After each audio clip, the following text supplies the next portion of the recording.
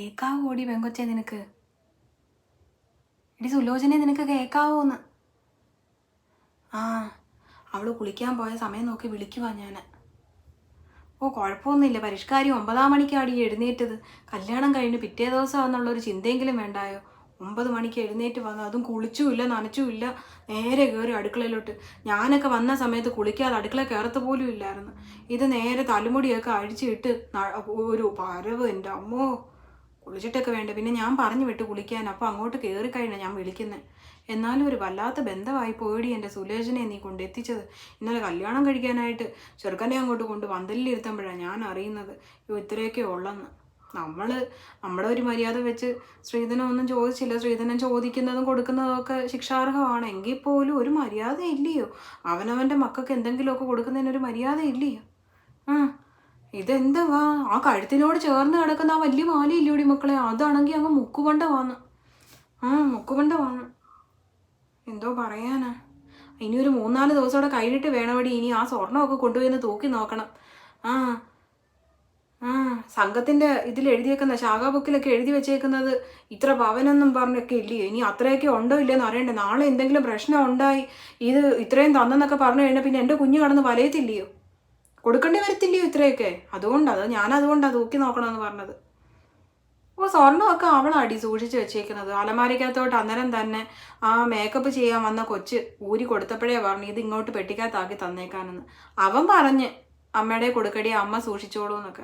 അവൾ എൻ്റെ കയ്യിലൊന്നും തന്നൊന്നുമില്ല. നമുക്കിട്ട് ആരുടെയും സ്വത്തിനും മുതലിനും ഒന്നും നമുക്ക് ആഗ്രഹവും ഇല്ല താനും.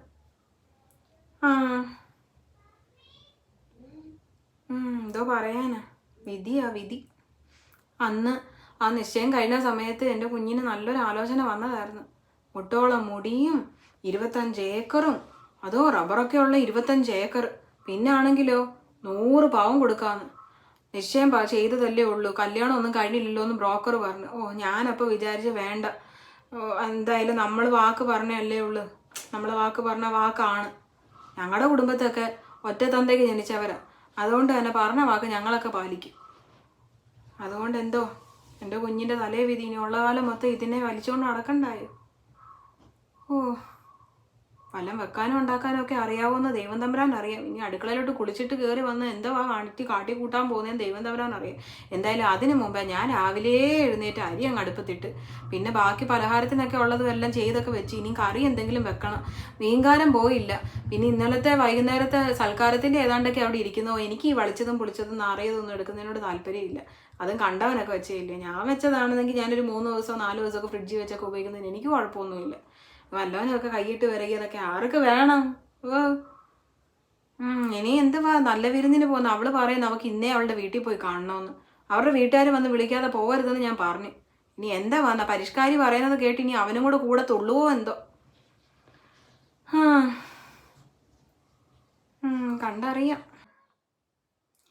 നീ എന്തായാലും 2 ദിവസം കഴിഞ്ഞ് ഇങ്ങോട്ടൊന്ന് ഇറങ്ങ. വന്ന് അവളോട് ഓരോന്നൊക്കെ ചോദിക്ക്. അറിയാമല്ലോ ഇവിടെ വന്നിട്ട് അവൾക്ക് എങ്ങനെയൊക്കെ ഉണ്ട്, എല്ലാവരുടെയും ഇതൊക്കെ ഇഷ്ടപ്പെട്ടോ ഇല്ലയോ എന്നൊക്കെ അറിയാമല്ലോ. എന്തായാലും ഞാൻ സ്നേഹത്തോടൊക്കെ ഇടപെടുന്നുള്ളൂ കുഞ്ഞെ. അവനിപ്പോൾ ഇത്രയും നാളുമൊക്കെ സ്നേഹിച്ച് വെട്ടിക്കൊണ്ട് വന്നേ ഇല്ലയോ. പോരാത്തതിന് നിന്നെയും കൊണ്ടാണ് ഇവിടെ ബന്ധം അവതരിപ്പിച്ചത്. അപ്പോൾ പിന്നെ എനിക്കൊന്നും പറയാൻ പറ്റത്തില്ലല്ലോ. എന്നാൽ 2 ദിവസം കഴിഞ്ഞ് ഇറങ്ങും മക്കളെ. അമ്മ എന്നാൽ വെക്കുമോ, അങ്ങോട്ട് ചെല്ലട്ടെ. ശരി. ശരി.